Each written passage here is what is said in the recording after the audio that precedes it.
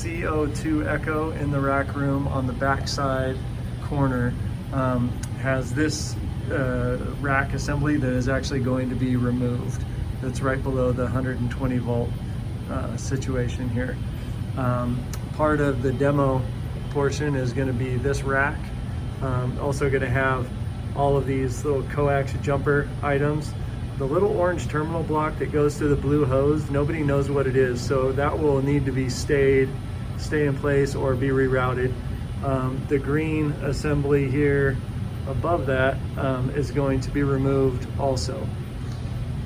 Another part of the demo we're going to have is that above these modems that are right here, which are going to stay, you have this 2 green items and then the 2 brass items. They're both going to be removed. So all 4 of those devices are going to be removed, and we're going to be installing new equipment on that existing DIN rail that's there. We need a total of 18 inches of DIN rail, and there's about 20 plus inches there.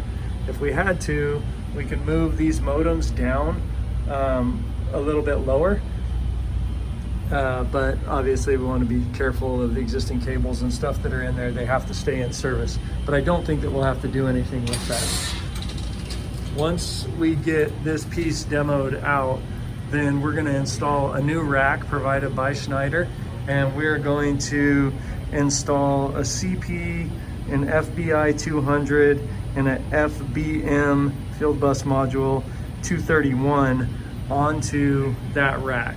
Each of those units are about 4.5 inches in width, and then 4 3/4 wide, and then 8.5 tall. So we should have no problem fitting them into this specific spot.